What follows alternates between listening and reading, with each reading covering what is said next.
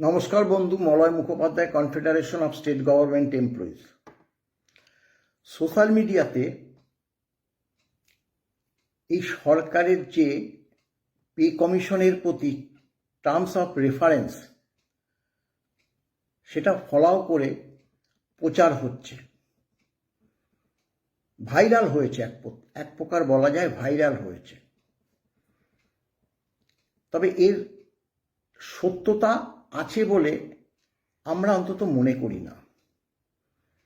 দেখুন, এক pay commission গঠন হওয়ার পরে টার্মস অফ রেফারেন্স একটা জানিয়ে দিতে হয় পে কমিশনেরকে।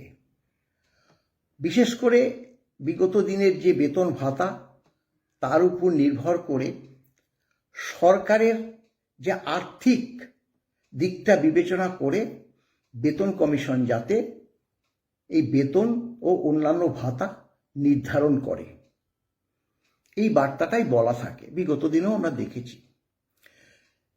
কিন্তু এখানে দেখছি বেতন বৃদ্ধি থেকে মহার্ঘ ভাতা, বাড়ি ভাড়া ভাতা, পরিবহন ভাতা, শিক্ষা ভাতা, এমনকি হোস্টেল ভাতা, অবসরকালীন ভাতা, পেনশন কমিউট, সর্বক্ষেত্রে বৃদ্ধির কথা বলা হয়েছে। অর্থাৎ ব্যাপারটা এরকম, সরকার বেতন কমিশন আর বেতন কমিশন সরকার, তাই নয় কি? বেতন কমিশনকে কাছে সুপারিশ করছে সরকার যে বেতন যাতে বৃদ্ধি হয়, একটা ক্যালোরি 3490 ক্যালোরি ধরে বেতন বৃদ্ধি, ক্যালোরি দিলে বেতন বৃদ্ধি হয়, এটা আমরা জানি। কারণ একটা পরিবার, সরকারি কর্মচারীদের পরিবার সাধারণত 4 জন, এবার 5 জনের কথা বলেছে। খাদ্য, বস্ত্র, বাসস্থান, শিক্ষা, একটা অংশ সঞ্চয়, এগুলো 10 বছর ধরে কতটা হবে সেটা নির্ধারণ করে বেতন কমিশন।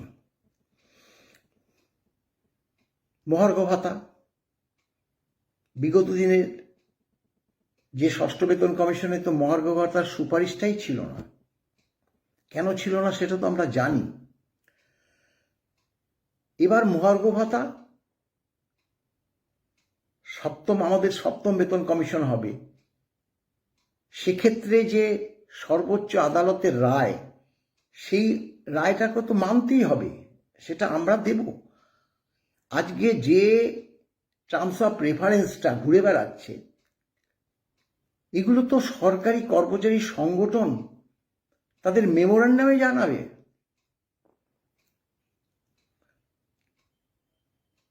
বাড়ি ভাড়া ভাতা পরিষ্কার বলে দিয়েছে XYZ, অর্থাৎ সেন্ট্রাল গভর্নমেন্টের মতো বাড়ি ভাড়া ভাতার কথা উল্লেখ করেছে। আমরা জানি যে সেন্ট্রাল গভর্নমেন্টের A1 সিটি, একটা আরবান আর একটা রুরাল, 3টে স্ল্যাব থাকে। গতবার ছিল একদম রুরালে 8%, আরবানে 8 দুগুণে 16, আর A1 সিটি মানে X 24%। সিস্টেমটা কতটা সুন্দর! যখনই 50% ডিএ ক্রস করবে 1% করে বেড়ে যাবে। অর্থাৎ এখন আছে 9, 18, 27।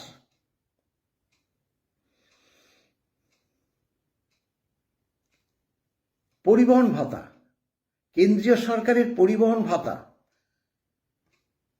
3টে স্ল্যাব আছে বেসিক অনুযায়ী। একটা হচ্ছে 600 টাকা, একটা হচ্ছে 1600 টাকা, আর একটা আছে 3200 টাকা। আমাদের নেই, সেই বার্তাও তুলেছে। 600 টাকার উপর বর্তমানে যে 60% ডিএ, 6 6 36, অর্থাৎ 600 প্লাস 360, 960 টাকা পাচ্ছে একদম নিচুতলার কর্মীরা। ঠিক অনুরূপ 1600-র সঙ্গে 60%, এবং 32-এর সঙ্গে 60% ডিএ যোগ করে সেটা পরিবহন ভাতা পাচ্ছে। কেন্দ্রীয় সরকারের শিক্ষা ভাতা আছে, 2জন সন্তানকে তারা শিক্ষা ভাতা দেয় এবং তারা যে হোস্টেল ভাতা সেই সিস্টেমও আছে। সেন্ট্রাল গভর্নমেন্টের যে হেলথ সিস্টেম, আমাদের যেমন ওয়েস্ট বেঙ্গল হেলথ স্কিম 2008, সেখানে সেন্ট্রাল হেলথ স্কিম, সেখানে এনলিস্টেড হতে গেলে একটা লামসাম টাকা দিতে হয়, তারপরে তাদের আর একটা পয়সাও লাগে না, তাদের ক্যাশলেস সম্পূর্ণটা। আমাদের যেমন ক্যাশলেস 2 লক্ষ টাকা, ওদের ক্যাশলেস সম্পূর্ণটা। এখানে পরিষ্কার বলেছে বেতন বৃদ্ধি সর্বদা, বেতনটা বৃদ্ধি সর্বদা হয় পূর্বের যে বেতন সেই বেতনের সঙ্গে বর্তমান যে ডিএ, সেই ডিএটা সংযুক্ত করার পর পে কমিশন একটা হাইট বা বুস্টিং দেয়। সেই বুস্টিং পরবর্তী ফিটমেন্ট ফ্যাক্টর তারা তৈরি করে এবং এই ফিটমেন্ট ফ্যাক্টরটা সেটা কিন্তু রাজ্যের যে বেতন কমিশন তৈরি করে না, এটা কেন্দ্রীয় সরকারের যে বেতন কমিশন সেটা তারা তৈরি করে। আপনারা একটুখানি খেয়াল করবেন যে কেন্দ্রীয় সরকারের যে 5ম বেতন কমিশন, সেখানে ফিটমেন্ট ফ্যাক্টর ছিল 1.40, অর্থাৎ তাদের বেসিকে 1.40 গুণ করলেই তাদের যে বেতন কতটা বৃদ্ধি হয়েছে সেটা পরিষ্কার বেরিয়ে যেত। ওটাই কিন্তু আমাদের বেতন কমিশন গ্রহণ করেছিল, 1.40। তারপরে সেন্ট্রাল গভর্নমেন্টের যে 6ষ্ঠ বেতন কমিশন, আমাদের যেটা 5ম বেতন কমিশন, আপনারা সকলেই জানেন ওখানে 1.86 গুণিতক সেন্ট্রাল গভর্নমেন্টেরও যেমন বেতন বৃদ্ধি হয়েছিল, ঠিক সেরকম আমাদেরও কিন্তু যে লাস্ট বেসিক বলতে বেতন কমিশন যেখান থেকে শুরু হয়, মানে 1/1/6 থেকে আমাদের 6ষ্ঠ বেতন কমিশন, মাফ করবেন, 1/1/16 থেকে আমাদের 6ষ্ঠ বেতন কমিশন লাগু হয়েছিল। লাস্ট যে বেতন কমিশন সেটা 25-এ এসে শেষ হয়েছে। 5মটা 1/1/6 থেকে 1/1/16-তে শেষ হয়েছে। আমাদের 5মটা হচ্ছে কেন্দ্রের 6ষ্ঠ, তাহলে কেন্দ্রের যে 6ষ্ঠ সেটা 1.86 গুণিতক বেতন বৃদ্ধি হয়েছিল। আমাদের 5ম বেতন কমিশনও দেখবেন 1.86। 7ম বেতন কমিশন কেন্দ্রীয় সরকারের 2.57 গুণিতক বেতন বৃদ্ধি হয়েছিল। আমাদেরও 6ষ্ঠ বেতন কমিশনের যে লাস্ট বেসিক সেটাকে 2.57 দিয়ে গুণ করবেন, দেখবেন আপনার বেতন বৃদ্ধিটা আপনি পেয়ে গেছেন। অর্থাৎ অনেক কিছুই নির্ভর করতে হয় কেন্দ্রীয় সরকারের যে বেতন কমিশন তার উপর। এখানে ডিএটা প্রতিটি বেতন কমিশনের চেয়ারম্যানরা সুপারিশ করত এআইসিপিআই মেনে ডিএটা দেওয়ার জন্য। তার একটা কারণ আছে। আপনি 4র্থ বেতন কমিশনের রিপোর্ট দেখুন, 5মের রিপোর্ট দেখুন, বা তারাও আগের রিপোর্ট দেখুন। বেতন কমিশনের যে রিপোর্ট সেখানে সবসময় বলে যে বিভিন্ন সংগঠনগুলো যে মূল দাবি all India consumer price index অনুসারে, মাফ করবেন, এআইসিপিআই মেনে যাতে ডিএটা দেওয়া হয়। আমরাও অনুসন্ধান করে দেখেছি কেন্দ্র সহ অন্যান্য অধিকাংশ রাজ্য সরকারগুলো all India consumer price index অনুসারে ডিএটা দেওয়া হয়। তাই আমরা সরকারের কাছে অনুরোধ করছি তাদেরও যাতে এআইসিপিআই মেনে ডিএটা দেওয়া হয়। পঞ্চম বেতন কমিশন সেটাই আছে,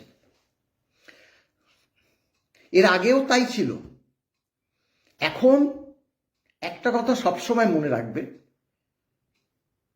বেতন কমিশন যেটা সরকার বলে দিয়েছে, ধরুন এই হুবাহুগুলো, এই হুবাহু ডিএ বলুন, স্কেল বৃদ্ধি বলুন, ট্রান্সপোর্ট অ্যালাউন্স বলুন, শিক্ষা ভাতা বলুন, স্বাস্থ্য বলুন, সব সেন্ট্রাল গভর্নমেন্টের মতো বেতন কমিশন সেগুলো রাজ্য সরকারের কাছে সুপারিশ পাঠালো, অর্থাৎ পে কমিশনের রিপোর্টে লিপিবদ্ধ করলো। এবার রাজ্য সরকারের পুরো সুপারিশ বেতন কমিশনের পুরো সুপারিশটা মানবে, টোটো মানবে, সম্পূর্ণভাবে মানবে না আংশিক মানবে, সেটা নির্ভর করে সরকারের উপর। সরকার তখন মন্ত্রিসভায় সিদ্ধান্ত নেয় যে আমরা এই বেতনটা রাজ্য সরকারকে দেব, এই ডিএটা দেব, এই ভাতা দেব, অমুক দেব, তমুক দেব। মন্ত্রিসভায় সিদ্ধান্ত নেয়। মন্ত্রিসভার সিদ্ধান্ত নেওয়ার পরে রোপা অর্থাৎ revision of pay and allowance তৈরি হয়। তাতে যা যা বলা থাকে সেটা রাজ্য সরকারকে মানতে হয়। এখানে দেখছি যে উদার হস্তে সব বার্তা এই টার্মস অফ রেফারেন্সে লিপিবদ্ধ আছে। এটা হয়, হতে পারে, আমাদের আইডিয়া নেই। কারো যদি মনে হয় যে না এটা পারে, একটু যুক্তি দিয়ে ব্যাখ্যা করলে পরে আমাদের খুব সুবিধা হয়। আমরা এগুলো নিয়ে তো চর্চা করি স্বাভাবিকভাবে, এটা আমাদের সুবিধা হয়।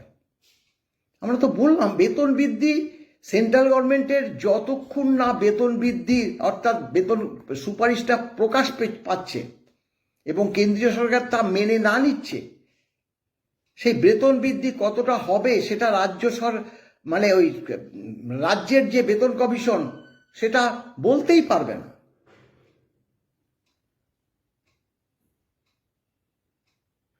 কারণ বেতন বৃদ্ধিটা ইচ্ছা অনুসারে হয় না। বেতন বৃদ্ধিটা হয় সবসময়ই all India consumer price index অনুসারে